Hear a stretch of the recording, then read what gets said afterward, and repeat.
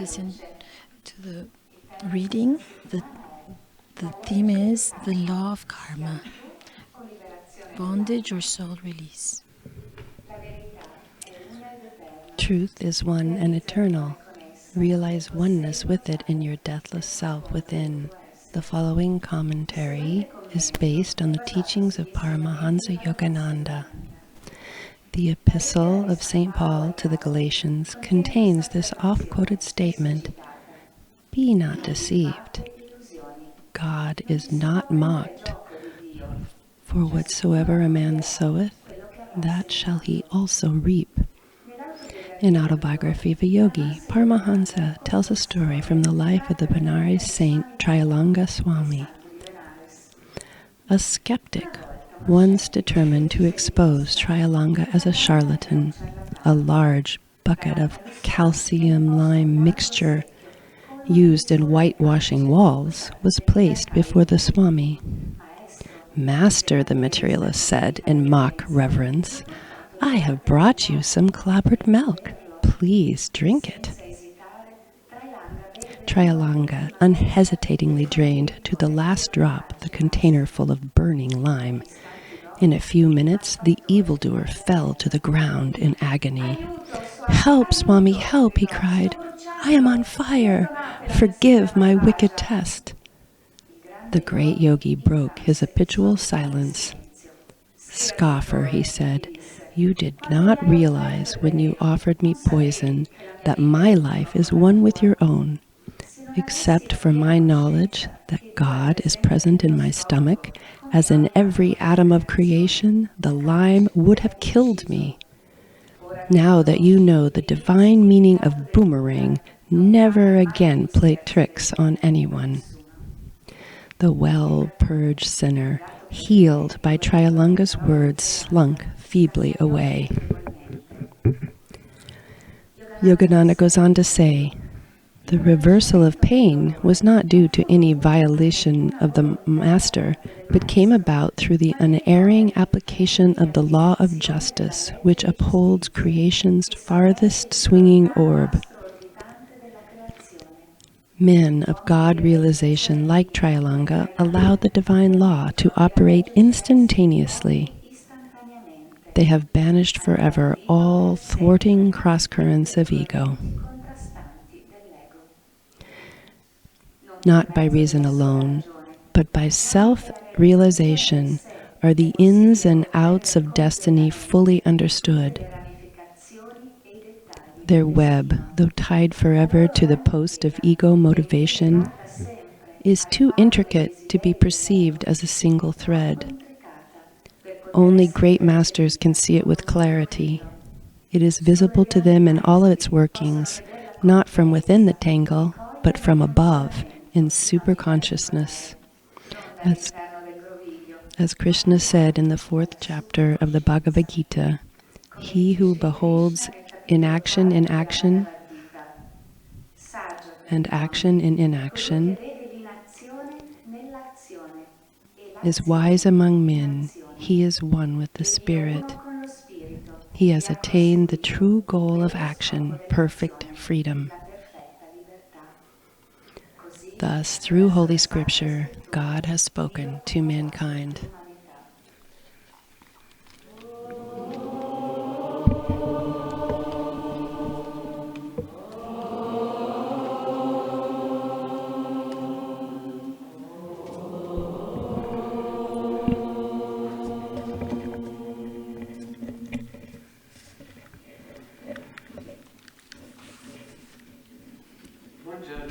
Good. Hello to everyone. Thank you. For those that are waking up, good morning. Do you know all that we have 2 hemispheres in our brain, right? Good. What you don't know probably is that God also has 2 hemispheres. The left one, what does the left do? Ours left, we hope, is rational. Thinks, logic, reads, A plus B, you try to understand everything more or less. That's what we do. And then we have our right brain. It's intuitive, fluid, creative. It has nothing to do with rationality. Do we have that? Now, God has the same. As if you see his creation, everything is a total law. He created everything in law, and maths and physics. Everyone tries to understand these laws, even spiritual people, seekers. And when you talk about karma, it actually is something mathematic. It's A plus B equals C. But the fact is that God is an incredible mathematician. As Kriyananda has said, it is very complicated, this web, spider web. You cannot understand. Did we follow this part of the reading that only big, great saints can understand all the connections of this web? It's so logical, but so difficult to comprehend. Because as we've seen in this lecture, there is the karma that is instant. There is karma that arrives after 5 years, 10 years, next life. We don't know when it will arrive. There is individual karma, there's family karma. All of this is linked in there is karma of your country. There is an Italian karma. We have it. There is karma of our planet. Do you believe in that? Yes. I don't know if there is karma of our galaxy, probably. And you are in the middle of this web, spider web, and you are there. A plus C, B is C, and now it could be that you have low self-esteem, and your karma, who knows what you had, what experiences you had, or what you did in a past life, something that you did to someone, and now you have this characteristic, or you don't have money, and you feel you're always poor. It's not a spiritual law not to have money, but it could be that you were greedy in the past. If you are always sick, probably you did wonderful things, but against the law. And now you have to pay for that, and the same for your parents. Whatever happens to you, how you talk, it's all a karmic web. This is God's mathematics. We cannot run away from this. If you hit someone, you will be hit back. If you give a kiss to someone, this kiss will return, and that's better. This is the left part of God, of his left hemisphere. But then he said, oh, this is boring. It's just like if you had to live only in a mathematical way. I organize my life like a chess game. That your life wouldn't be very nice. So God says there's another part of me. So in creation, that was all mathematical and all geometry, he put in something that is higher than this law. And this is the hemisphere of love and hemisphere of grace that changes everything. It's like if you're playing a chess game and you see that, okay, this is a situation that has arrived to me, this karma is in my life, and so you receive in your chess game one of the pieces that is going to eat you're going to lose your horse, so you're going to lose the game.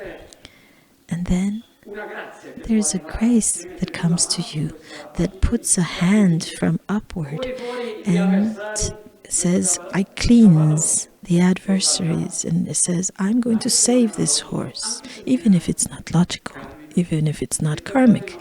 So remember in the autobiography of a yogi, when Babaji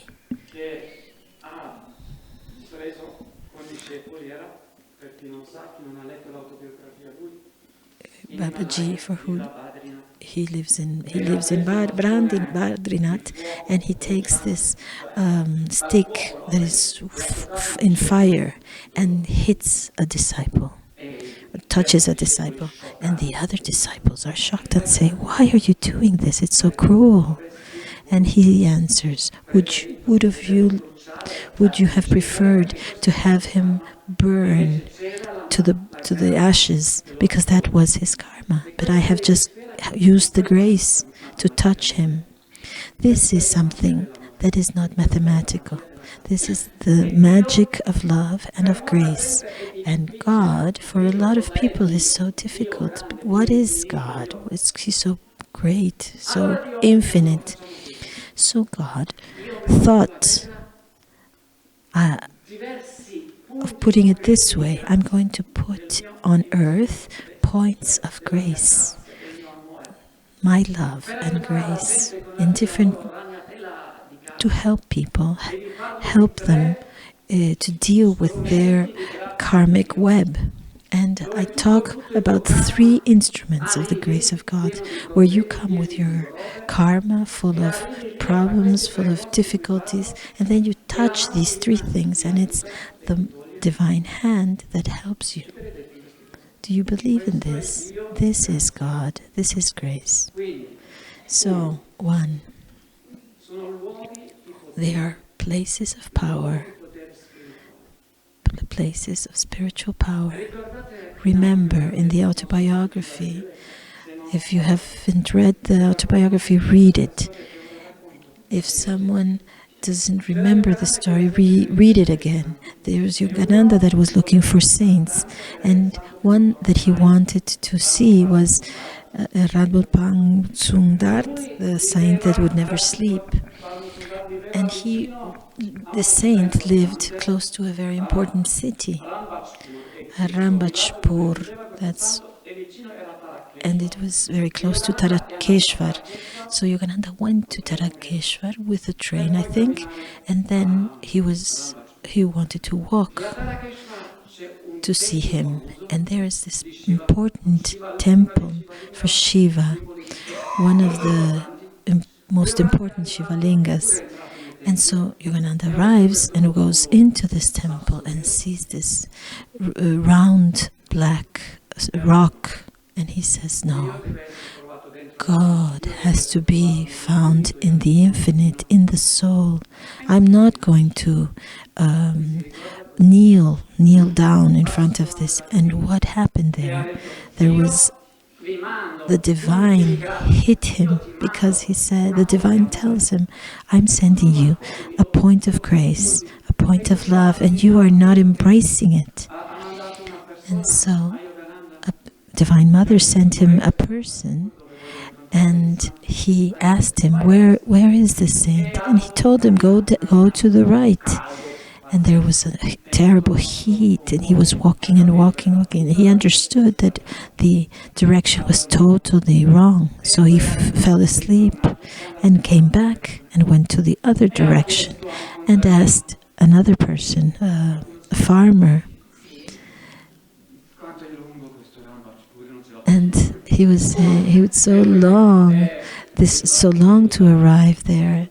And this farmer tells him, oh, 1 croccia, that's like 3 kilometers. And after 3 kilometers, he asks another farmer, and he says another croccia. So he walks 3 kilometers. And how long? Yogananda says he's so tired. And the saint afterwards explained to him that there are places. I will read it to you. Holy shrines at Tarakeshwar and elsewhere are rightly venerated as nuclear centers of spiritual power. There are places, and there are many on earth, where there is the opera of divine grace. Yogananda says, for example, as Lourdes. This place is similar as Lourdes or other places. I have been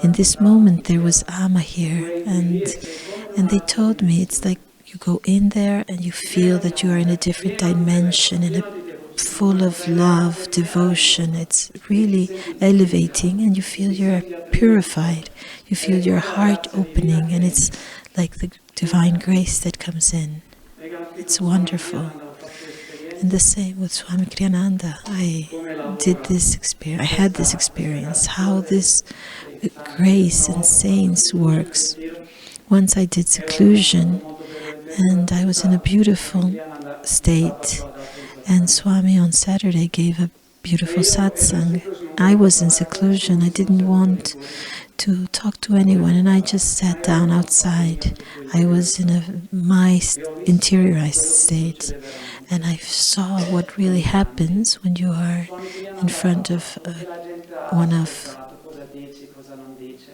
And he was there, and he was listening, but I could see with my eyes that there was a light behind that was drawing from Swami Kriyananda and would touch everyone. This was his true discourse. This is the grace of the big ones. He obviously talks and says intelligent things, but it's not that. It really is at a different level. And it's what I felt in the Himalayas with saints. It's not what they say, but it's what God does through them to arrive to you and help you with your karma web. This is very important. And when we talk about the Guru, because Swami Kriyananda, he didn't want anyone to call him as a Guru, because he would always refer as a Guru to Yogananda.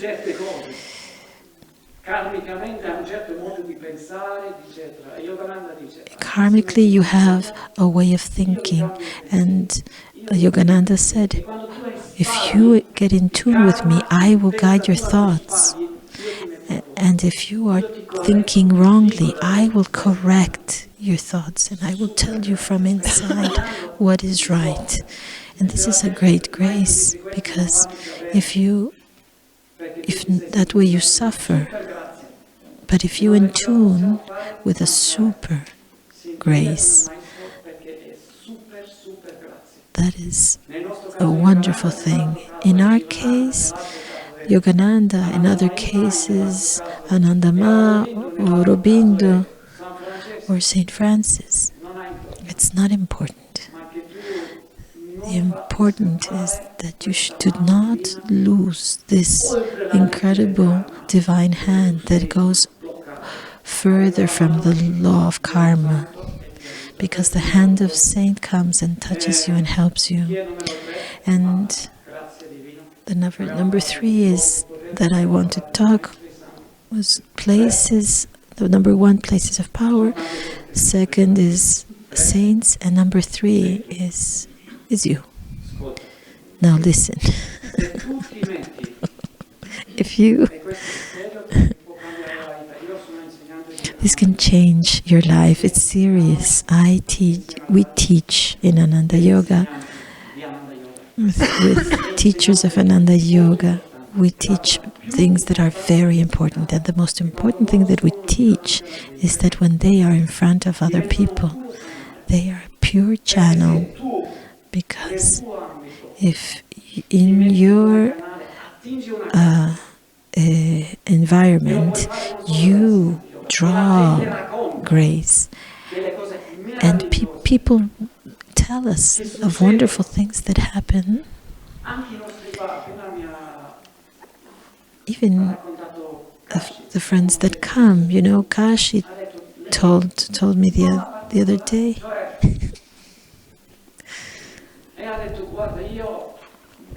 Kashi, she said, I felt really, I was destroyed, and I just said, please, I'm so tired, make me your channel. And she goes, I am your instrument. And she feels this, and she just touches people, and they tell her, you've brought me back to this life. It's not that we have to be big because we are small spiritually. But if we open and we say, I am your instrument, draw the grace. There are many affirmations of Yogananda that affirm this. You draw grace, and if you're an instrument, and you draw it out. So try to affirm with me. As I radiate sympathy and goodwill to others, I open the channel for God's love to come to me. Divine love is the magnet that attracts all blessedness. As I radiate sympathy and goodwill to others, I open the channel for God's love to come to me. Divine love is the magnet that attracts all blessedness. So in the morning, when you meditate and pray and say, please, God, use me as your channel and draw the grace and see how you come out of your karmic web. By yourself, it's so hard because it's so strong, this mathematics of karma. So you can draw all the blessings. The instrument that God uses can also to bring you out of this karmic web. It's you, by offering yourself as channels in this life.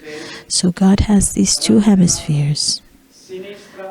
On the left, rational web, karmic web, and we have to understand it. We have to try to understand it to manage the karmic bombs.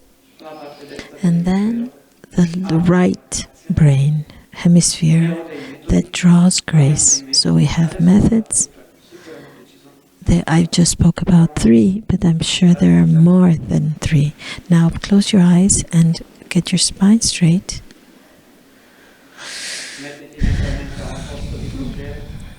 Put yourself in a power situation and absorb the grace that you need.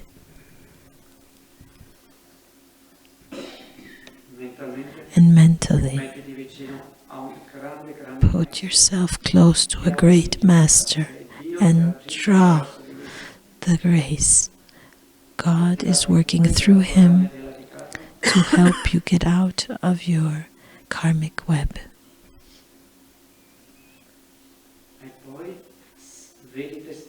And now see yourself wherever you work or if you're in your house. Try to feel that you are not the one that is acting, but you are a channel. And at one point, unexpectedly, your little bird, the paradise bird, wakens and frees from this karmic web with divine grace. And now knows how to fly, how to joyfully love, have fun, enjoy. And now let's chant Om together.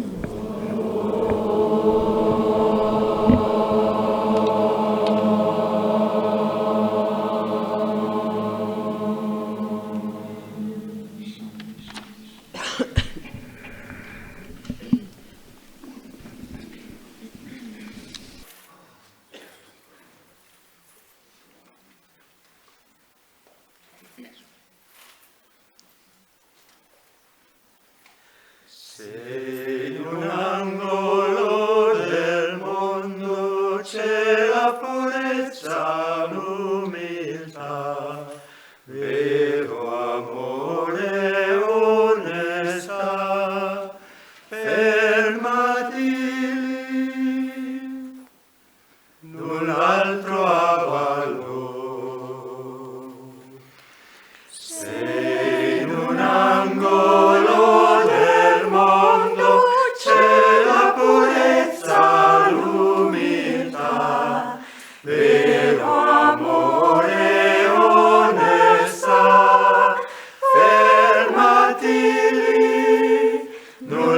altro